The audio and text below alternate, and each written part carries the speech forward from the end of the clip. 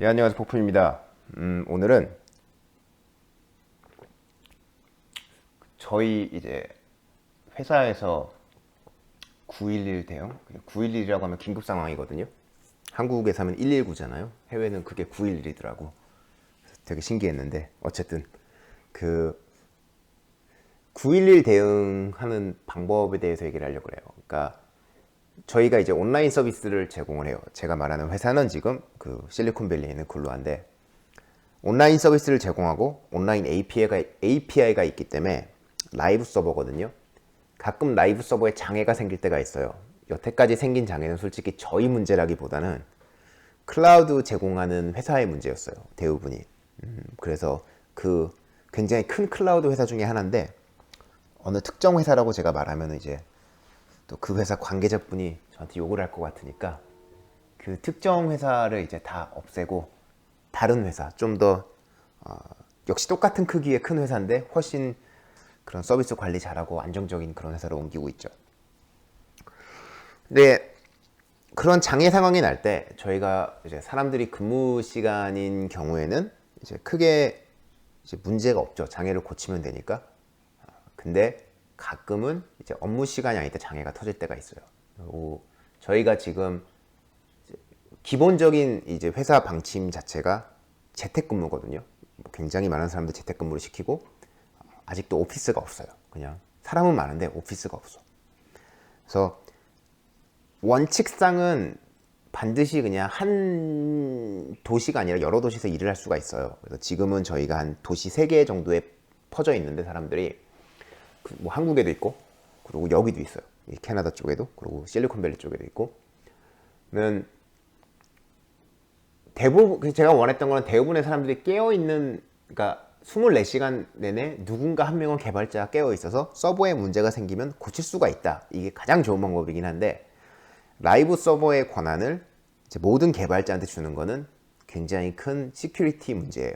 그리고 뭐 이제 시큐리티 쪽 있으신 분은 알겠지만 정말 이 사람이 필요한 권한만 줘라라 그러거든요. 그래서 저희가 라이브 서버에 권한이 있는 사람이 지금 딱 3명이 있고 그러니까 완벽한 권한이 있는 사람이 딱 2명이 있고 저를 포함해서 그래서 한 80% 정도의 권한이 있는 사람이 1명이 더 있어요. 뭐 읽기 권한은 굉장히 많은 사람이 있지만 쓰기 권한, 뭐 고칠 수 있는 권한은 그렇게 딱 2명, 2.8명이 딱 있어요.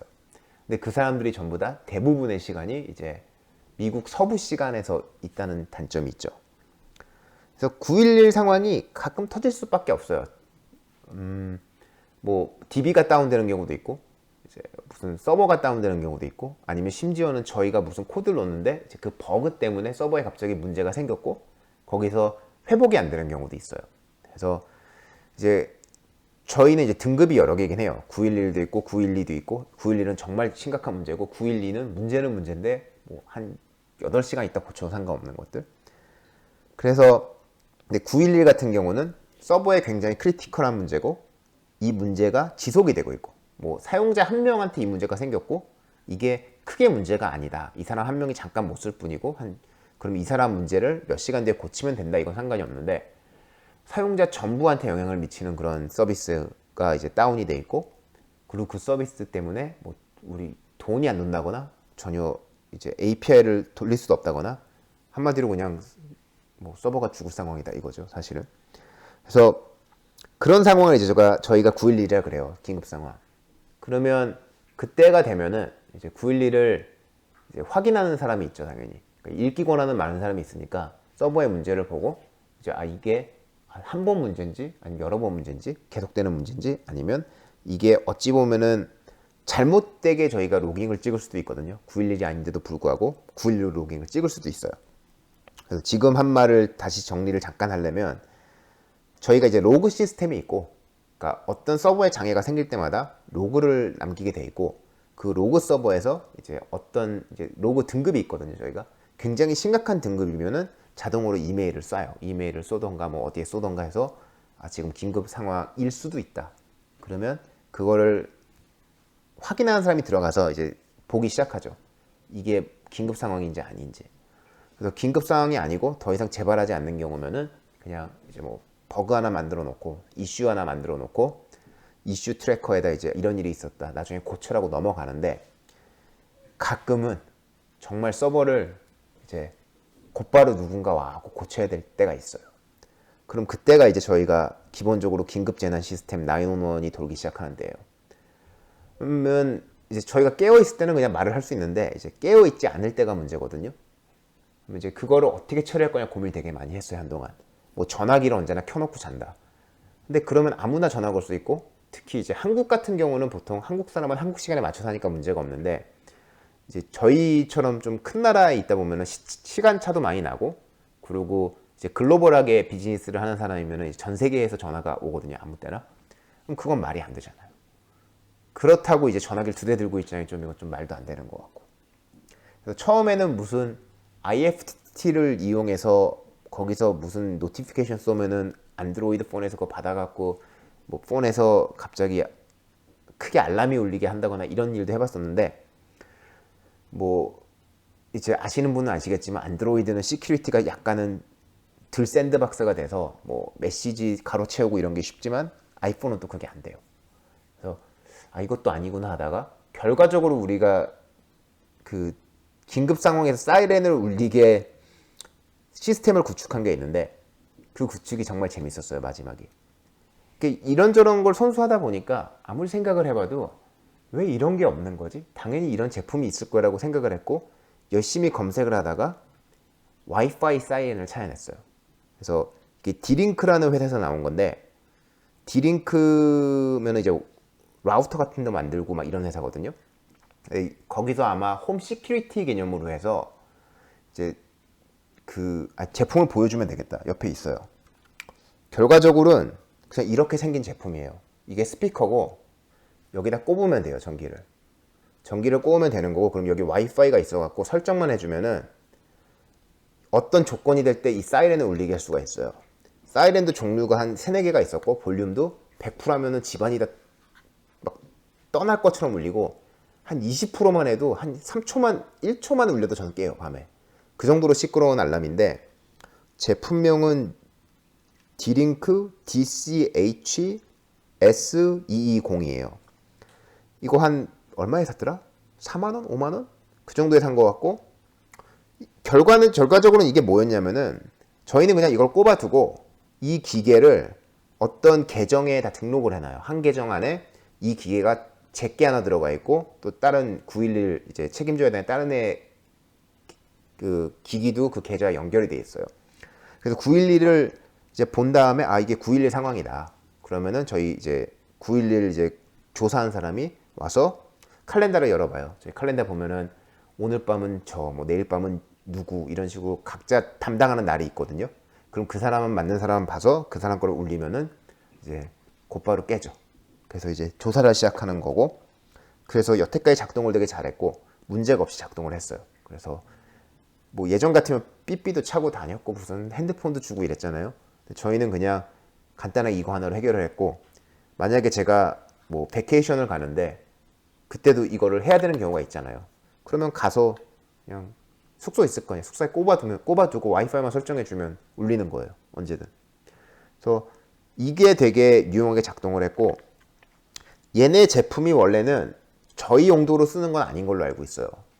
이게 홈 자동화의 기기 중에 하나인데, 이걸 꼽아두고 이제 집안에 무슨 뭐 지하실이라던가 이런 데에 무슨 화재 경보 알람 기계가 따로 있더라고요. 그런 거라던가 아니면은 홍수가 날 때 이렇게 물 차오는 거 있잖아요. 뭐 그런 거를 이제 감지하는 그런 또 센서도 있고, 그럼 그거다 설정해 놓으면 그게 그 조건이 만족될 때 그때 이걸 울리게 하는 그런 개념이었던 것 같아요. 그리고 어떤 경우에는 모션 센서 달아놓고 이제 그 모션 센서가 있으면 이거 울리게 하고, 그래서 원래는 홈 자동화의 개념이었는데 저희한테는 굉장히 훌륭한 그냥 재난 상황, 긴급 대응 상황이 되고 있어요.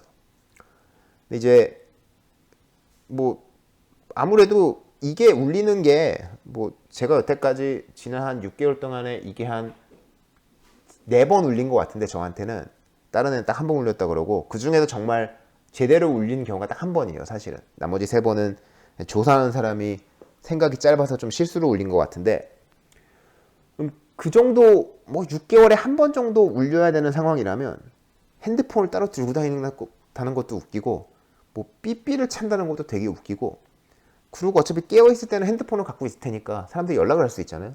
핸드폰이 연락이 안 되는 순간은 전 자고 있다는 얘기거든요. 그러면 이거 한번 울리면은 어차피 내가 우리 집에서 잔다는 가정하에 그런 문제가 없는 거죠. 그래서 가장 신경 덜 써도 되고, 그리고 가장 사용하기 편하고, 그 상황이 됐던 게 저는 이 알람인 것 같고, 그래서 저희는 매우 잘 쓰고 있어요.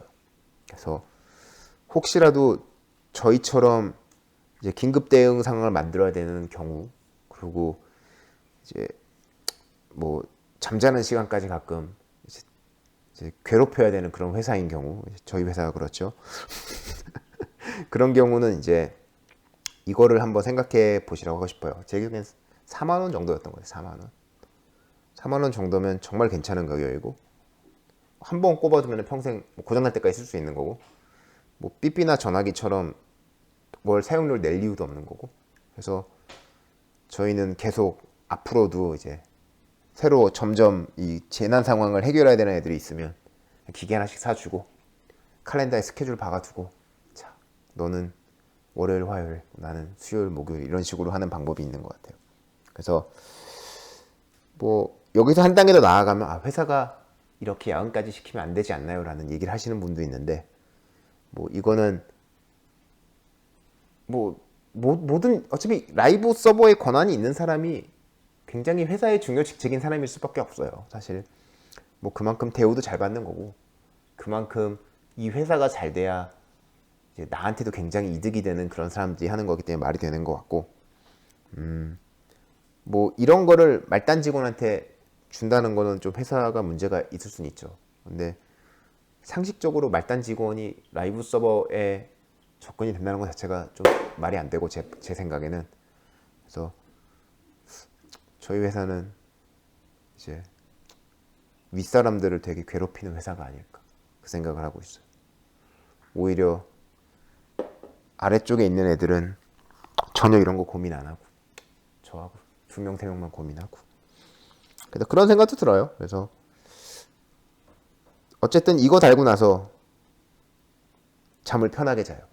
예전에는 이 사이렌 못 받으면 어떡하나, 무슨 IFTTT가 이제 고장이 나서, IFTTT가 생각보다 고장이 많이 나더라고요.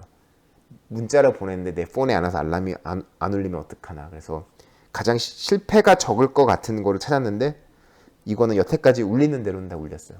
그래서 대만족. 그래서 뭐그 정도면 됐겠지. 디링크가 이런 거 공짜로 주면 좋겠는데, 내가 광고했으니까. 아까 제품명을 얘기한 거 같죠? 한 번 더 얘기하면 디링크고 제조사고, 제품명이 DCH-S220. 그래서 뭐 이거 울리고 싶으신 분들은 열심히 울리는 거 괜찮을 것 같아요. 예, 보표였습니다.